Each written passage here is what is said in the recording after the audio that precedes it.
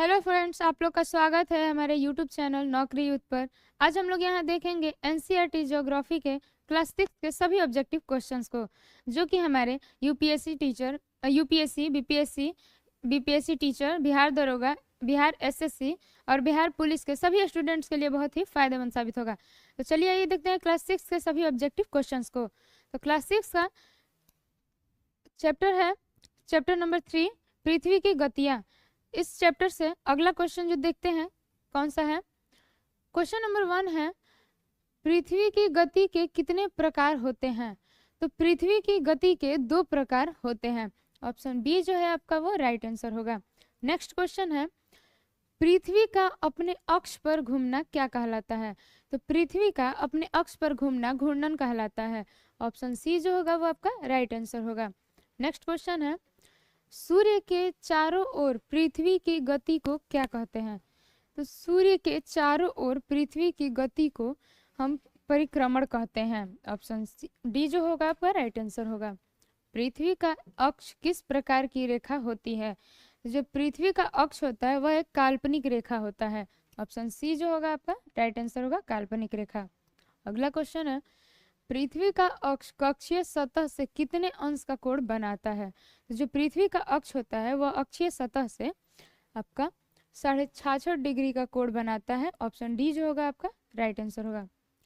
Next question है, वह समतल जो पृथ्वी की कक्षा द्वारा बनाया जाता है क्या कहलाता है?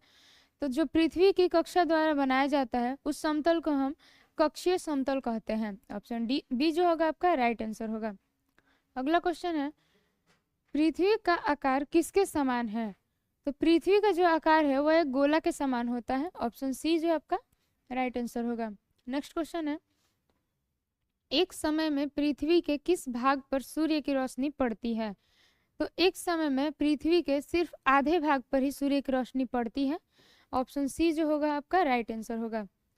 अगला क्वेश्चन है, पृथ्वी का जो भाग सूर्य की ओर होता है वह क्या होता है?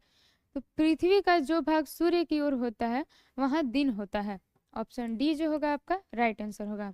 अगला क्वेश्चन है, दिन और रात को विभाजित करने वाले वृत्त को क्या कहते हैं? तो दिन और रात को विभाजित करने वाले वृत्त को प्रदीप्ति वृत्त कहा जाता है, जो कि आपका ऑप्शन सी में है, आपका राइट आंसर होगा। अगला क्वेश्चन है, पृथ्वी अपने अक्ष पर एक चक्कर पूरा करने में कितना समय लेती है? जो हमारी पृथ्वी है वह अपने अक्ष पर एक चक्कर पूरा करने में 365 दिन का समय लेती है। सॉरी, कितने घंटे का समय लेती है? तो 24 घंटे का। ऑप्शन सी जो होगा आपका राइट आंसर होगा। पृथ्वी की दैनिक गति को क्या कहा जाता है? तो पृथ्वी की दैनिक गति को दिन कहा जाता है। ऑप्शन बी जो होगा आपका राइट आंसर होगा। अगला क्वेश्चन है, यदि पृथ्वी घूर्णन करना बंद कर दे तो क्या होगा? तो यदि पृथ्वी घूर्णन करना बंद कर दे तो एक भाग में हमेशा दिन और दूसरे भाग में हमेशा रात होगी। ऑप्शन सी जो आपका है वो राइट आंसर होगा।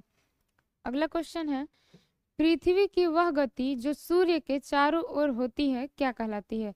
तो पृथ्वी की वह गति जो सूर्य के चारों ओर होती है उसे परिक्रमण कहते हैं। ऑप्शन सी जो होगा वो आपका राइट आंसर होगा। अगला क्वेश्चन है, पृथ्वी सूर्य का एक चक्कर कितने दिनों में पूरा करती है? जो हमारी पृथ्वी है वह सूर्य का एक चक्कर 365 दिन में पूरा करती है। आपका ऑप्शन डी जो होगा वो राइट आंसर होगा।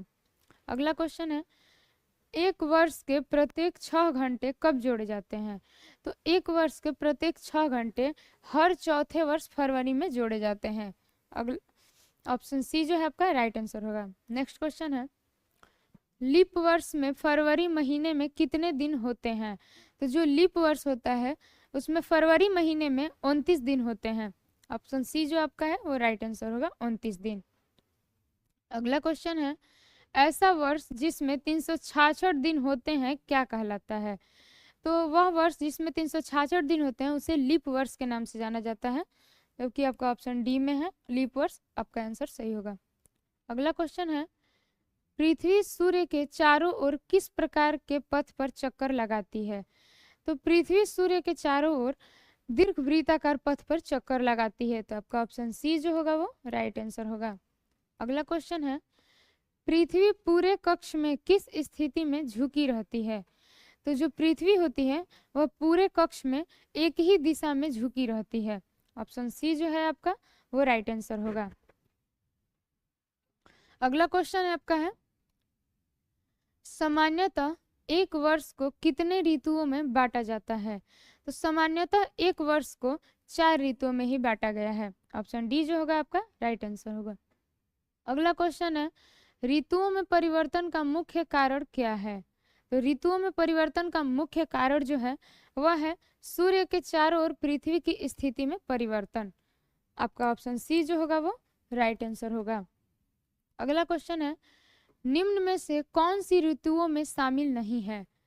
तो इन सभी में जो वर्षा है वह ऋतु में शामिल नहीं होती है। आपका ऑप्शन सी जो है वो राइट आंसर होगा, वर्षा। अगला क्वेश्चन है, 21 जून को सूर्य की किरणें कहाँ सीधी पड़ती हैं? तो जो 21 जून के दिन होता है उस दिन सूर्य की किरणें कर्क रेखा पर सीधी पड़ती हैं।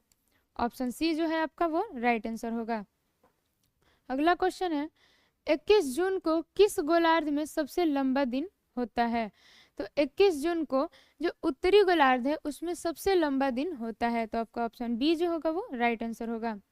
नेक्स्ट क्वेश्चन है, पृथ्वी की 21 जून की स्थिति को क्या कहते हैं? तो पृथ्वी की 21 जून की स्थिति को उत्तर अयनांत कहते हैं, जो कि आपका ऑप्शन डी है वो राइट आंसर होगा। अगला क्वेश्चन है, उत्तर ध्रुव रेखा के बाद के भागों में कितने समय तक लगातार दिन रहता है? तो यहाँ पर 6 महीने तक लगातार दिन रहता है। ऑप्शन सी जो है आपका राइट आंसर होगा। अगला क्वेश्चन है, 22 दिसंबर को सूर्य की किरणें कहाँ सीधी पड़ती हैं? तो 22 दिसंबर को जो सूर्य की किरणें होती हैं वह आपकी मकर रेखा पर सीधी पड़ती हैं। ऑप्शन सी जो है आपका राइट आंसर होगा। नेक्स्ट क्वेश्चन है, 22 दिसंबर को किस गोलार्ध में ग्रीष्म ऋतु होती है? तो 22 दिसंबर जो है 22 दिसंबर को किस गोलार्ध में ग्रीष्म ऋतु होती है? तो वह आपका है दक्षिणी गोलार्ध, वहां पर ग्रीष्म ऋतु होती है। ऑप्शन डी आपका राइट आंसर होगा। अगला क्वेश्चन है, दक्षिणी गोलार्ध में क्रिसमस किस ऋतु में आता है? तो दक्षिणी गोलार्ध जो है वहां पर क्रिसमस आपका ग्रीष्म ऋतु में आता है। ऑप्शन बी जो है आपका राइट आंसर होगा। अगला क्वेश्चन है, 21 मार्च और 23 सितंबर को सूर्य की किरणें कहाँ सीधी पड़ती हैं? तो जो आपका 21 मार्च है और 21 मार्च और 23 सितंबर को जो सूर्य की किरणें हैं वह सीधी पड़ती हैं आपके विषुवत वृत्त पर। ऑप्शन सी जो है आपका राइट आंसर होगा। अगला क्वेश्चन है, 21 मार्च और 23 सितंबर को दिन और रात कैसे होते हैं? तो 21 मार्च और 23 सितंबर को दिन और रात बराबर होते हैं। ऑप्शन डी जो है आपका राइट आंसर होगा। अगला क्वेश्चन है, 23 सितंबर को उत्तरी गोलार्ध में कौन सी ऋतु होती है? तो जो 23 सितंबर का दिन होता है उसमें उत्तरी गोलार्ध में शरद ऋतु होती है। ऑप्शन बी ए जो है आपका राइट आंसर होगा। अगला क्वेश्चन है, 21 मार्च को दक्षिणी गोलार्ध में कौन सी ऋतु होती है?